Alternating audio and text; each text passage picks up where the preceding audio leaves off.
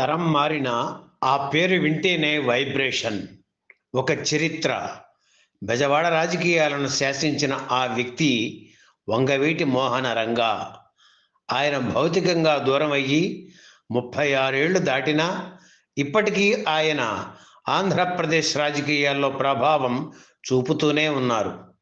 కులంతో సంబంధం లేకుండా అణగారిన వర్గాన్ని హక్కున చేర్చుకున్నారు రంగా. రాష్ట్రంలో తెలుగుదేశం పార్టీ అధికారంలో ఉన్న, కేంద్రంలో కాంగ్రెస్ ప్రభుత్వం ఉండడంతో నిత్యం సమస్యలపై పోరాడుతుండేవారు రంగా.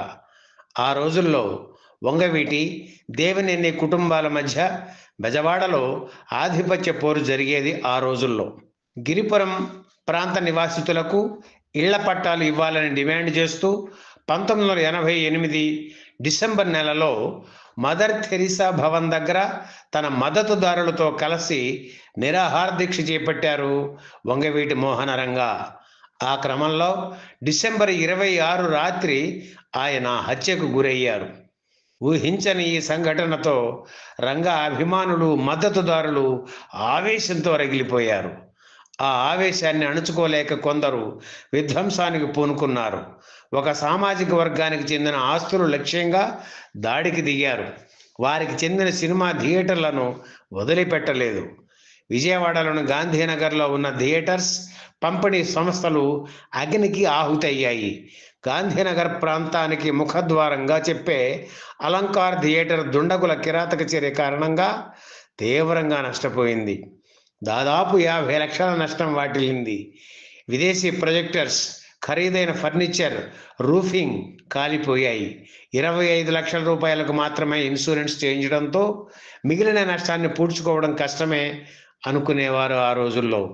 ఒక రాజకీయ నాయకుడి హత్యకు ఈ సినిమా థియేటర్కు సంబంధం ఏమిటి అని పరిశీలిస్తే, అలంకార్ థియేటర్ యజమాని పర్వతనేని ప్రభాస్ తెలుగుదేశం పార్టీకి ఓటు వేయమని కోరుతూ తమ థియేటర్ టికెట్స్ వెనుక ప్రింట్ చేయడమే.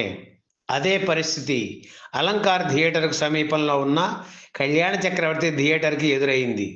రాష్ట్ర ముఖ్యమంత్రి ఎన్టీఆర్కు స్వయాన తమ్ముడు అయిన త్రివిక్రమరావు సొంత థియేటర్ అది. ఈ కారణంగానే కళ్యాణ చక్రవర్తి థియేటర్ మీద దాడి చేసి అగ్నికి ఆహుతి చేశారు దుండగులు. పొగబారిన గోడలు తప్ప మరేమీ మిగల్లేదు. గాంధీనగర్లోనే ఉన్న మరో ప్రముఖ పురాతన థియేటర్ దుర్గా కళామందిరం. ఈ విధ్వంసకాండలో దాదాపు 40 లక్షల రూపాయల నష్టం వాటిల్లింది ఆ థియేటర్కు. థియేటర్ లోపలికి చొరబడి గోడకు అతికించిన ఎన్టీఆర్ పోస్టర్స్తో పాటు సామగ్రిని కూడా కాల్చేశారు దుండగులు. 15 లక్షల రూపాయలకి ఇన్సూరెన్స్ ఉంది. విజయ సంస్థ నిర్మించిన చిత్రాలన్నీ ఈ థియేటర్లోనే ఆడేవి. అలాగే ఎన్టీఆర్తో ఈ థియేటర్కు ప్రత్యేక అనుబంధం ఉంది. ఆ రోజుల్లో ఆయన నటించిన చిత్రాలు ఎక్కువగా దుర్గా కళామందిరంలోనే ప్రదర్శించేవారు. ఎన్టీఆర్ రాజకీయాల్లోకి వచ్చాక ఒకసారి విజయవాడ వచ్చినప్పుడు తమ గెస్ట్ హౌస్లో ఆతిథ్యం ఇవ్వడమే తాము చేసిన తప్పు అని దుర్గా కళామందిరం థియేటర్ యజమాని, పంపిణీదారుడు సిహెచ్ హరనాథబాబు అప్పట్లో కన్నీళ్లు పెట్టుకున్నారు. గవర్నర్పేట సెంటర్లో ఉన్న జంట థియేటర్స్, అన్నపూర్ణ, శకుంతల కూడా అప్పట్లో ఇలా దుండగుల చర్యకు బలయ్యాయి. డిసెంబర్ 27న 3 సార్లు ఈ థియేటర్ మీద దాడి జరిగింది. ఉదయం 6:30కు ఒకసారి, 10 గంటలకు మరోసారి, మధ్యాహ్నం 3 గంటలకు మూడవసారి దాడి చేశారు. ఈ దాడిలో అన్నపూర్ణ పాక్షికంగా నష్టపోగా, శకుంతల థియేటర్కు మాత్రం పెద్ద మొత్తంలో నష్టం జరిగింది. బీసెంట్ రోడ్లో ఉన్న అప్సరా థియేటర్ మీద దాడి చేశారు దుండగులు. థియేటర్లోని ఫర్నిచర్ను కాల్చేశారు.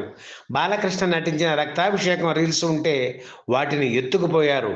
అలాగే బెంచ్ సర్కిల్లో ఉన్న జ్యోతి థియేటర్ కూడా ఈ దాడిలో పూర్తిగా ధ్వంసమైంది. ఇవే కాకుండా గవర్నర్పేటలోని లక్ష్మి, విజయ, గాంధీనగర్లోని శైలజ, శాంతి, జయరాం, సితారా సహా మరికొన్ని థియేటర్లు పాక్షికంగా దెబ్బతిన్నాయి. అలాగే బందర్లోని రాధికా థియేటర్, ఉయ్యూరులోని లక్ష్మీ టాకీస్ థియేటర్స్పై కూడా అదే రోజున దాడి జరిగింది. ఒక పథకం ప్రకారం ఒక సామాజిక వర్గానికి చెందిన థియేటర్స్ మీదనే ఈ దాడి జరిగిందనేది సుస్పష్టం. గాంధీనగర్లో డాక్టర్ వైఎస్ రాజశేఖర రెడ్డికి రాజ్ యువరాజు థియేటర్స్ ఉన్నా దుండగులు వాటి జోలికి వెళ్ళకపోవడం గమనార్హం. ఇక పంపిణీ సంస్థలు విజయ, సురేష్, నవయుగ, లక్ష్మీ ఫిలిమ్స్, వైజయంతి ఫిలిమ్స్, లక్ష్మీ చిత్ర వంటి ఆఫీసులు, ఆస్తులపై కూడా దాడి చేశారు దుండగులు.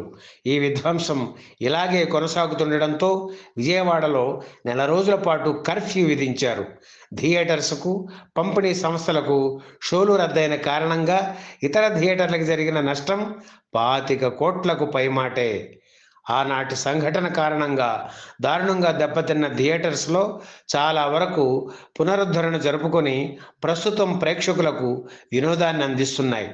అయితే డిసెంబర్ 27వ తేదీ వస్తే చాలు ఈ దుర్ఘటన కళ్ళ ముందు కదిలి సినీ ప్రేమికుల మనసు ఒక్కసారి కలుక్కుమంటుంది. ఈ వీడియో మీకు నచ్చితే లైక్ చేయండి, షేర్ చేయండి, వెంటనే సబ్స్క్రైబ్ కూడా చేయండి.